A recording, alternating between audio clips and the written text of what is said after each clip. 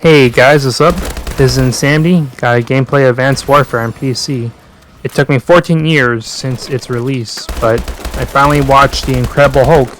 It is the one MCU movie I have not watched in theaters up until Eternals, and I think viewing it at this point in time made for an interesting experience. While the movie is undoubtedly canon, there is still some sense that Marvel treats it as the black sheep of the MCU, and will downplay its overall existence to the MCU canon. In particular, any stock footage of characters or appearances of certain actors from his movie will generally, 1. Not feature Edward Norton, the first Bruce Banner before they switch over to Mark Ruffalo, 2. Briefly show the appearance of this Hulk and otherwise treat the Mark Ruffalo Hulk as if that Hulk model is the only one that existed the entire time, 3. Treat Ross, the one character that still exists in some form from his movie, at least until Abomination was brought back, as if his first movie appearance was not in The Incredible Hulk in the first place. Even Thor: The Dark World, considered one of the worst MCU movies, had Endgame make an amusing attempt to justify its existence. This is not even going into the fact that The Incredible Hulk can't be part of the MCU collection on Disney Plus due to complicated legal rights of Universal. So all in all, The Incredible Hulk exists, yet feels like it does not exist within the MCU. Now that the MCU has been well established with a particular tone and storytelling formula, it is interesting to watch The Incredible Hulk for the first time and see just how strongly it contrasts with every MCU movie.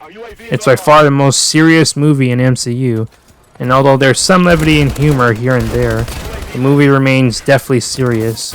Winter Soldier, the only other movie I'd call in the MCU as serious, had a far more equal balance of seriousness and levity compared to the Hulk. Of course, the overall story of Bruce trying to keep a low profile due to treating the Hulk as a curse and being on the run for the military does not exactly make for an energetic, lighthearted affair. One thing I liked was the opening credits in the form of a montage of the Hulk origin, which was a neat touch and very reminiscent of Sam Raimi's Spider-Man. This movie also felt like it still belonged in the same world as Tony Stark's Iron Man, even while taking into account the Stark Industries weapons and a credits scene featuring Tony Stark, but the movie still operates independently to be its own thing. It's a good way to subtly acknowledge, yet build upon the world established without making blatant sequel bait, especially in an MCU that consisted of only Iron Man 1 and Incredible Hulk in the beginning.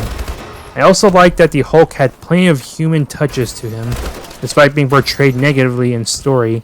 He is very reluctant to fight anyone, and reacts very harshly when people just won't leave him alone. That being said, it's definitely not hard to see why The Incredible Hulk received a ho-hum response overall in its debut. As the second movie to be released in the MCU, coming right after the charisma, larger-than-life superstar that was Tony Stark did not really help the Hulk's case any. Plus, the antagonists in the movie are underdeveloped in terms of motivations. Ross's overall actions can at least be inferred from the opening montage, but Emil Blonsky just wants a serum that made the Hulk and become very powerful because reasons?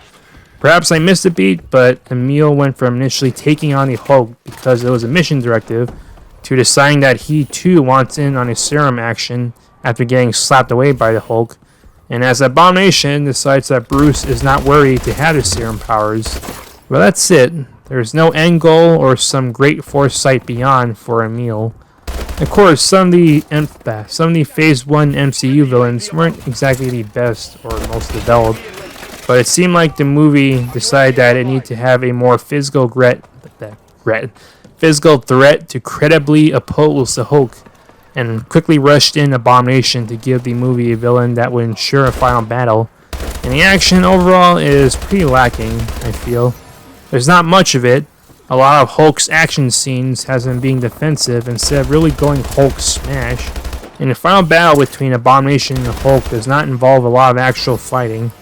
Beyond Hulk using two halves of a car as makeshift boxing gloves against Abomination, the rest of the battle did not really feel like a hype throwdown between two heavyweights. In short, you have a movie that wants to be something of an introspective, dramatic character study, but has to remind itself that it's an action movie at points, and when it does do action, the action is not playing to the Hulk's strengths at all. contrast of Iron Man 1, where you have a billionaire guy making robot suits that are armed with fancy gadgets and gizmos and continually experimenting with wonder, to a guy who has a monster form that is treated like a horror movie monster, and the individual behind the monster would rather not be an enormous green rage monster at all if he can help it. It makes the Hulk seem like a boring character, since the dramatic elements of the character clash with any action elements the character could bring, which is why it was such a big surprise when the Avengers 1 came around and presented a new version of Bruce and Hulk that became a breakout with audiences.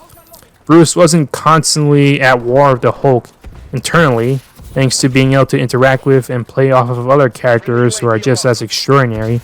The Hulk got to battle another hero who isn't a mirror of himself and is a heavyweight for a fair bit of time. And then the final battle has the Hulk joyously going around smashing things when he's ordered to do as such.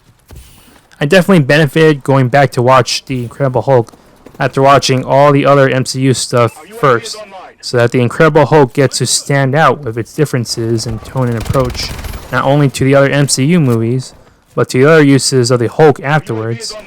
I do think that the dramatic element of the Hulk could still work for a movie, and a new Hulk movie, if they ever do one, could be made serious, especially with the rest of the MCU being lighter in comparison. But so far, two dramatic approaches to the Hulk have not worked out. I never watched the first Hulk movie that released back in 2003, though it was apparent that that take was not as well received either.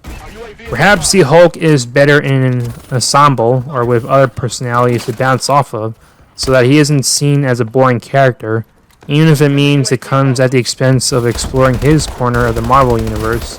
Avengers 1 and Thor Ragnarok have more or less proven this and have shown the best possible Hulk on screen in terms of being an enjoyable character to watch, whose gimmick of being a monster is complementary to his story, since his smashing can still be used both dramatically and in a fun way. Of course, after Endgame, we're never going to get plain old Hulk again, since the Hulk has been subsumed into Bruce now, and Bruce has been mostly at peace with himself, and has generally been a lighter and goofier character overall. His next appearance is in She-Hulk, which is already confirmed to be a law comedy, so Bruce Banner and Hulk will never be used in a serious manner again. I would say that in the end, if I watched The Incredible Hulk much earlier on, like maybe when it released right after Iron Man 1, I probably would have given the movie a lower score than now, since I watch it now and can probably appreciate it better when I've been exposed to all the other MCU stuff. At worst, it's merely passable and exists, but at best, seeing the movie being such a stark contrast to the rest of the MCU made it a more interesting viewing experience than expected. So my final score for this movie is a 6 out of 10. That's the gameplay and commentary. Hope you enjoyed it, and Insanity is out.